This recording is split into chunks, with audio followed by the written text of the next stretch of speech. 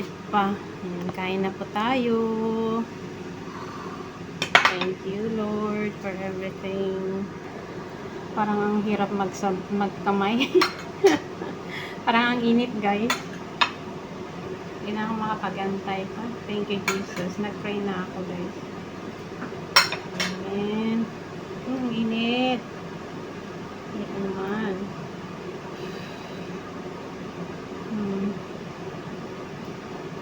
Ito ang gusto ko, ha? Cauliflower. Malaki.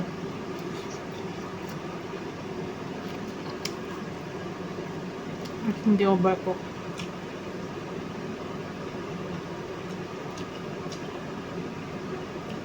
Bagay sa cauliflower yung beef.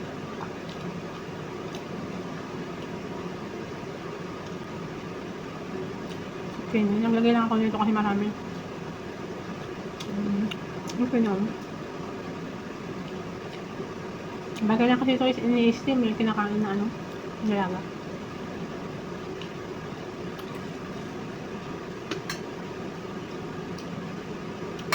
Naglagay ako ng konting sabaw tapos nagsasabaw naman ako. Yung baga pang basa-basa lang, guys. Kain na kayo dyan.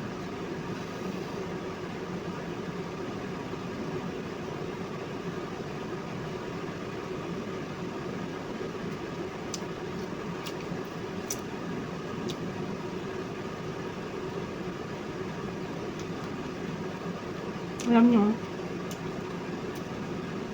pag ako magluto ng pagkain ko, sinasama ko yan. Pag ako ang gumagawa sa kanila, guys, kailangan wala yan. Yun lang. Yung flour niya lang talaga. Sabi ko nga sa kay amo ko dito, alam mo kung maamo na yung nung nasa Libanon ako, di ba may malaking puno ito, guys? Binabalatan nila yung madam, tapos kinukuha yung malambot sa loob. Kasi nasa sa pag-steam sa cauliflower, sabi ko. Kasi makain niya, ano niya, doon daw lang. Sa kanya daw kaya niya. Pag ako, sinasama ko yan. Pag sa kanila yan, yung flour lang. Kahit pa yung cauliflower din. Ganon din ang ginagawa nila. Pero mas gusto ko yung broccoli kaysa cauliflower, guys.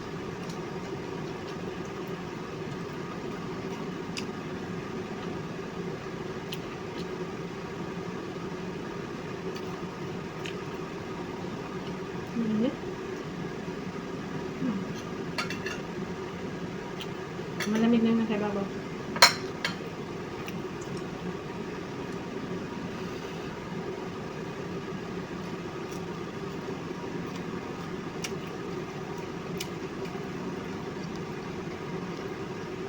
Ang pangod ng purple na onion pag naluto. Maano?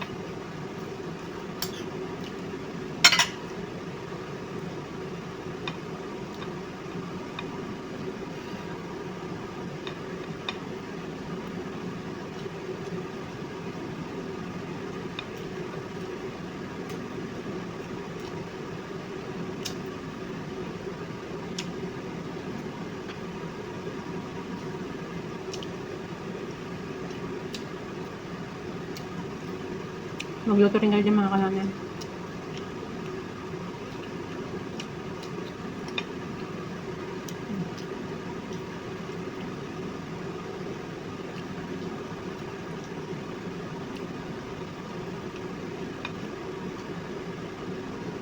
Nagpurot yan lang.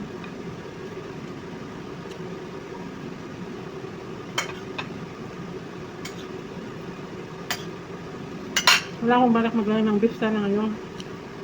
Sutil lang sana ng ganito at saka yung zucchini. Parso. Video ko pala. Para may upload.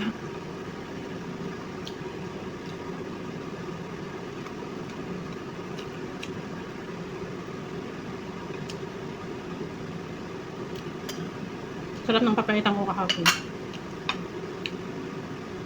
I-upload ko din.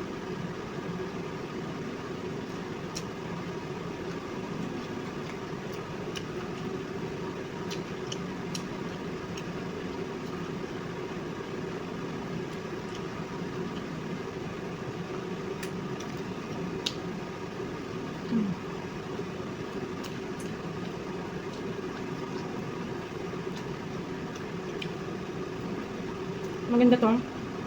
I-steam mo, pakain mo sa bata. Nilagay ko na lahat ng nasa kawali.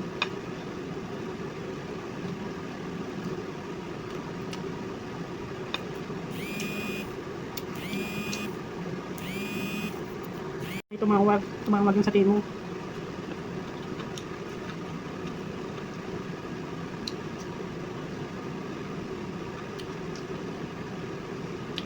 Ako gusto ko sa sibuyas kinilaw, pero pag niluluto, kung tutuusin ayaw ko, parang nilalagay ko ng pampabango.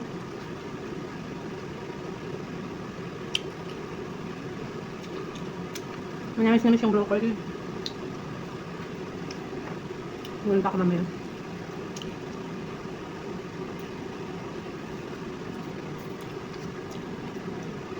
Nakailang location na sila ng hiningi. Iba-ibang deliver na.